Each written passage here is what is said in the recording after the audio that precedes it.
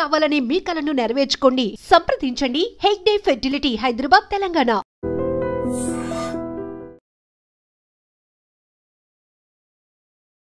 చాలా మంది మాట్లాడినటువంటి సిచ్యువేషన్, కానీ ఆయన చాలా చాలా మంచివాడు.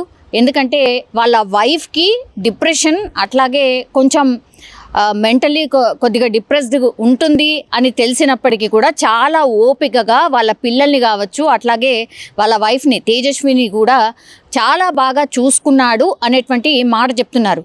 ఆయన స్వయంగా చెప్పడం కాదు, బిల్డింగ్లో ఒకరిద్దరు మాట్లాడినప్పుడు కూడా ఇదే మాట చెప్పిండ్రు. అంటే తనకి ఇష్యూ ఉంది, అంటే హెల్త్ ఇష్యూ తనకు ఉంది. కొంతమంది చుట్టుపక్కల వాళ్ళతోని కూడా కొన్ని గొడవలు అయినప్పటికీ కూడా అపార్ట్మెంట్లో ఉన్న వాళ్ళందరూ కూడా సపోర్ట్ చేసిండ్రు. బికాజ్ వాళ్ళ హస్బెండ్ ఇప్పుడు ఆ అపార్ట్మెంట్ ఏదైతే ఉందో దానికి మొన్న రీసెంట్లీ ఆయన ప్రెసిడెంట్ అయిన పరిస్థితి, అందరికీ అందుబాటులో ఉంటాడు, చాలా బాగా ఉంటాడు. అట్లాగే ఫ్యామిలీ మెంబర్స్ని, వాళ్ళ పిల్లల్ని కూడా చాలా బాగా చూసుకుంటారు. అట్లాగే వాళ్ళ వైఫ్కి బాగుండదు. కాబట్టి ఇప్పుడు వాళ్ళ హస్బెండ్ వాళ్ళ అమ్మా నాన్న అయినా, లేదంటే ఇప్పుడు తేజస్విని వాళ్ళ అమ్మా నాన్న అయినా ఖచ్చితంగా ఆమెతో పాటు ఉంటారు. అండ్ అట్లాగే వాళ్ళు అందుబాటులో ఉండకపోతే కూడా కంపల్సరీ మేడ్ని కూడా ఉంచుతాడు, అంటే ఇంట్లో ఎవరో ఒకళ్ళు ఉండేలాగా చూసుకుంటాడు అనేటువంటి మాట కూడా చెప్తున్నారు.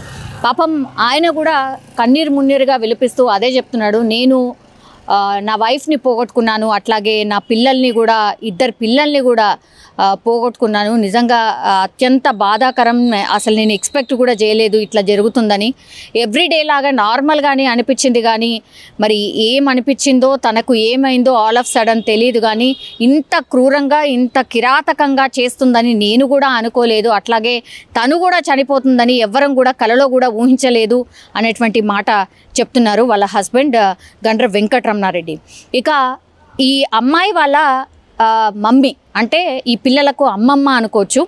మా అల్లుడు చాలా మంచివాడు, అసలు ఎక్కడ కూడా మా అమ్మాయి అలా ఉన్నా కూడా కసురుకోవడం కానీ, లేకపోతే కోప్పడ్డం కానీ, ఇంకేదన్నా మీరు తీసుకెళ్ళిపోండనో, నేను ఉండలేనను, లేకపోతే వీళ్ళెవరు వద్దనో ఇట్లా ఎప్పుడు కూడా అనడు. చాలా బాగా చూసుకుంటాడు. మా అల్లుడు చాలా మంచోడు, దేవుడు అన్నటువంటి మాట స్వయంగా వాళ్ళ అత్తమ్మ చెప్తోంది. అంటే మనం అర్థం చేసుకోవచ్చు, తేజస్విని ఎవరైతే మదర్ ఉన్నారో, ఆమె ఎవరైతే చనిపోయిందో ఆమెకి హెల్త్ ఇష్యూ ఉంది. ఎన్నిసార్లు ఎన్ని డాక్టర్స్కి చూపినా కూడా ఆమె అంటే మార్పు రాలేదు, మానసికంగా ఆమెకు ప్రాబ్లం ఉంది. అయినా సరే మా అల్లుడు చాలా బాగా చూసుకున్నాడు, మా అమ్మాయిని కావచ్చు, ఈ పిల్లల్ని కావచ్చు, ఎక్కడ కూడా నెగ్లెక్ట్ చేయలేదు అని స్వయంగా తేజస్విని వాళ్ళ అమ్మ చెప్తోంది. ఇక్కడ అసలు ఏం జరిగిందో, మరి ఎందుకని ఈ డిసిషన్ తీసుకుందో కూడా మాకే అర్థం కావట్లేదు. ఆల్ ఆఫ్ సడన్ ఇదంతా జరిగిపోయింది అన్నటువంటి మాట చెప్తున్నారు. అట్లాగే పాపం చిన్న కుమారుడు ఎవరైతే ఉన్నారో ఆ చిన్న కుమారుడిది రేపు బర్త్డే అట. బర్త్డేకి సంబంధించి బట్టలు తీసుకున్నారు, అన్నీ తీసుకున్నారు. ఇక అందరూ వీళ్ళ అమ్మమ్మ కావచ్చు, లేకపోతే నానమ్మ కావచ్చు, ఇంకా జస్ట్ ఇవాళ వచ్చే వాళ్ళము, రేపే బర్త్డే కాబట్టి ఇంతలోనే ఇదంతా జరిగిపోయింది. అసలు మాకే అర్థం కావట్లేదు, ఇంత సడన్గా ఇది ఏంటి, అసలు మాకు అర్థం కాని పరిస్థితిలో ఉంది అన్నటువంటి మాట స్వయంగా తేజస్విని వాళ్ళ అమ్మ చెప్తోంది. అంటే ఈ ఇన్సిడెంట్లో ఆమెకు మానసికంగా బాలేదు కాబట్టే మరి ఏమనిపించిందో ఏంటో తెలీదు, కానీ అత్యంత కిరాతకంగా వాళ్ళ పిల్లల్ని అయితే చంపేసింది. ఆ తర్వాత తను కూడా బిల్డింగ్ పైనుంచి దూకి చనిపోయినటువంటి పరిస్థితి అయితే కనిపిస్తోంది. ఇద్దరు పిల్లల్ని నరికేసి అమ్మాయి పైనుంచి దూకేసింది. మీరు ఏ ఫ్లోర్లో ఉంటారు సార్? Third floor. వీళ్ళు ఉండేది సెకండ్ ఫ్లోర్. సరే, ఎట్లా ఉండేది? తనకేదో ఇష్యూ అని అంటున్నారు, ఏంటి సార్? అప్పుడప్పుడు మానసికంగా ఏదో ఉండేదని అంటుంటారు, కానీ మరి తెలియదు ఎగ్జాక్ట్.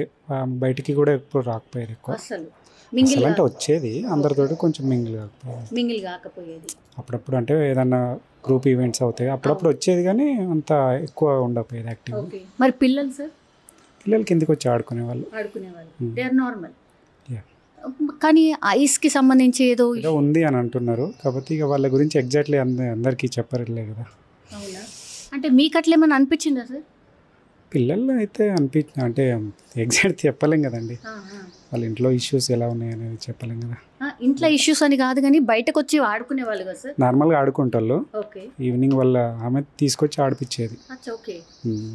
కొంచెం నెక్ పెయిన్ వస్తుంది. సో అది సిచ్యువేషన్. సో ఇక్కడున్న బిల్డింగ్లో సో బిల్డింగ్లో ఉన్నటువంటి ఓనర్ కూడా అదే చెప్తున్నారు. సార్ 204 సార్, వాళ్ళ ఫ్లోర్ వచ్చేసి 204. జీవి రెడ్డి అంటే జీవి రెడ్డి మీన్స్ గండ్ర వెంకటరమణారెడ్డి. గండ్ర వెంకటరమణారెడ్డి అలా తను ఏం చేస్తారు సార్? ఫార్మాలో చేస్తాడు. ఫార్ములా చేస్తారు. ఓకే, వాళ్ళతోని ఏం ఇష్యూ లేదు. వాళ్ళు అందరు కలిసి ఉండేవాళ్ళ, అంటే హస్బెండ్ కూడా ఉండేవాళ్ళ? ఇక్కడే ఉంటారు, నలుగురు ఇక్కడే ఉంటారు. అచ్చా, ఓకే. ఆయన ప్రెసిడెంట్ యాక్చువల్లీ. తనే ప్రెసిడెంటా? Oh no, okay. మీకు ఎట్లా ఉండేవాడు సార్ తను? జనరల్గా మాట్లాడేవాళ్ళం అంతేగాని ఇష్యూస్ అలాంటివి మనకు బయటకు అంటే తెలియపోయి. ఇక్కడ ఏమున్నా సరే తనే కదా హ్యాండిల్ చేయాలి జనరల్ అయితే. అంటే రీసెంట్గానే తీసుకోండి. 03 సార్. సార్ ఏమైంది సార్ అసలు? వీళ్ళు వచ్చేసి 5 years దాకా ఉన్నారు. మేము ఫస్ట్ వీళ్ళే ఆక్యుపై చేసింది అపార్ట్మెంట్లో, తర్వాత నేను ఆక్యుపై చేసిన. వాళ్ళు నాకు ఫ్రెండ్స్. ఆయన 203 అయినా వెంకటరెడ్డి చాలా పేసి ఉంటాడు. కానీ ప్రాబ్లం ఏంటంటే వైఫ్కి కొంచెం ఇబ్బంది ఉండే. ఈజ్ నాట్ స్టేబుల్, అంత కంట్రోల్ ఉండేది కాదు. మెడికల్ ఇష్యూస్ ఉన్నాయి ఆమెకి. కిడ్స్కి కూడా ఆరోగ్యం బాగుండేది కాదు. Is full of control. But కాకపోతే ఏమైందంటే వాళ్ళ మామగారు కూడా బాగా సపోర్ట్ చేసేవాడు, అంతా బాగానే ఉండేది. ఈ మధ్యన కొంచెం ఆమెకి ఇంకా ఎక్కువ ఇబ్బంది పెట్టడం స్టార్ట్ చేస్తే ఒక 6 months నుంచి వాళ్ళు ఇంకో కేర్ఫుల్ కూడా చూసుకునేటోళ్ళు.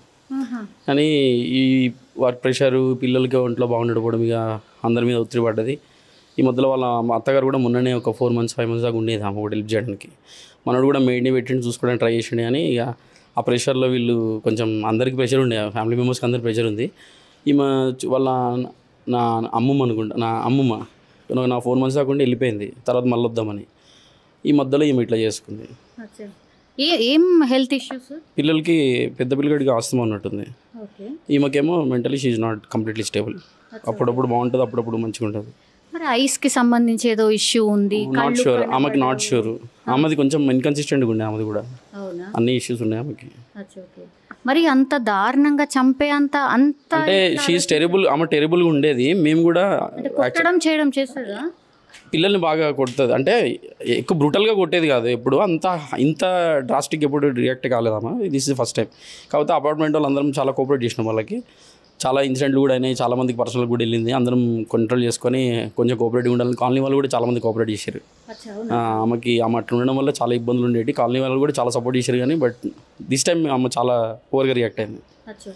అంటే ఇంకోటి ప్రచారం ఏం జరుగుతుందంటే సెకండ్ మ్యారేజ్ అని అంటున్నారు తనకి. అవునా? యాక్చువల్గా మనకు అంత డీటెయిల్గా తెలియదు. But he's full of responsible ఉండేటాడు.